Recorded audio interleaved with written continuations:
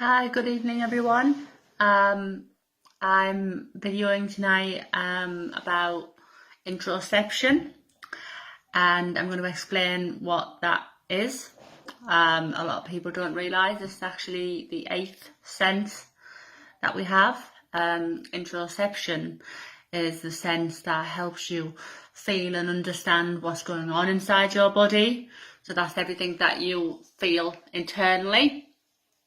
So if children have problems regulating interoception, then they have trouble regulating their full sensory system. So interoception looks at things such as difficulties that children may face if they don't feel hungry, or they don't get that registration that they actually are hungry, and that could also mean that they don't know when they are hot and cold and they can't regulate body temperature. And also it could be that about thirst. A lot of children, they don't realise that they're thirsty, and then it can be actually the complete opposite, and a lot of children, they can't stop eating or drinking, and again it's all down to how they're feeling internally. It also is really quite important to address that children with interoception difficulties, and adults, they can also find it really difficult in terms of anxiety. Interoception is the sense which actually, that is where the anxiety stems from. So for example, a child that is having a meltdown generally is anxious, and it tends to be that interoception basically overloaded, which then obviously turns into a meltdown, and the child has become incredibly anxious. But even prior to the meltdown, again, that anxiety, once it sets in, obviously as the overload is kind of getting increasing, what will happen is basically the child is obviously feeling everything to the extreme. So basically, it's anything to do with what they're feeling internally and how it can go to the point of overload, and then cause a meltdown. So in another sense, with interoception, it's also important to address that a lot of children, that they don't realise that they're poorly. They don't feel the body temperature increase, or when they've got a high temperature or fever, they're not registering that. A lot of children don't get the actual feeling that is actually happening to them. That's why obviously it can be quite dangerous. So a lot of our kids end up having seizures. But it's important to address the whole anxiety thing, I think, with interoception, is because obviously a meltdown tends to happen when one of the other senses, or quite often more than one, tends to become overloaded, and the child obviously can't cope, and then they end up having a meltdown.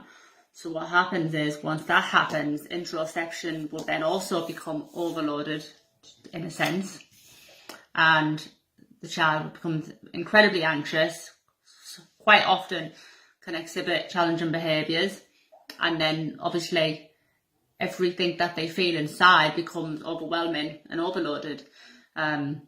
So another thing that we should look at with interoception is that obviously if a child or an adult gets anxious to the extreme length that it goes beyond meltdown and it turns into a complete shutdown, again, that tends to be when every sense that you have, goes into complete overload, goes into complete, it's gone beyond meltdown point, it's in complete shutdown. A lot of children can't no longer communicate when they previously could. They can't go near anybody else. It affects their mobility in some degree. They feel like they just can't get up. They just need to just lay, or they need to sit. It can make them feel poorly. It's all down to what they feel inside. But it's such an important sense to raise awareness about. There's a lot of people that don't realise what it's actually about, interoception. But, you know, it has a lot to do with our children when they, for example, they go to school and they have a long day at school and they get home, and, you know, you hear the typical story when they get home, they have a meltdown.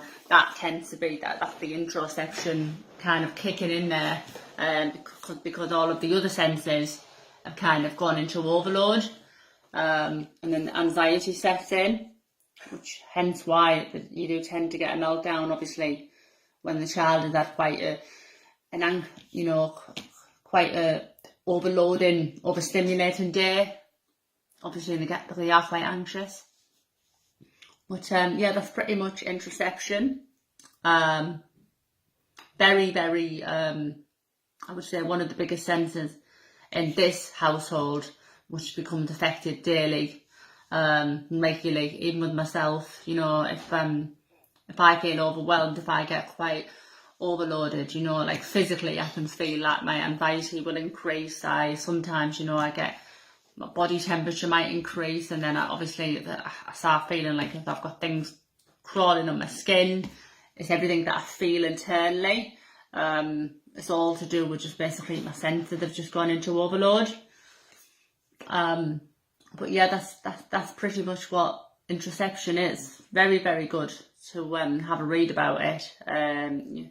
You probably will learn a lot in terms of how our children, obviously, you know, cope and deal, and how they can't cope when it does obviously have some negative impact on them. But yes, thank you for listening. Thank you.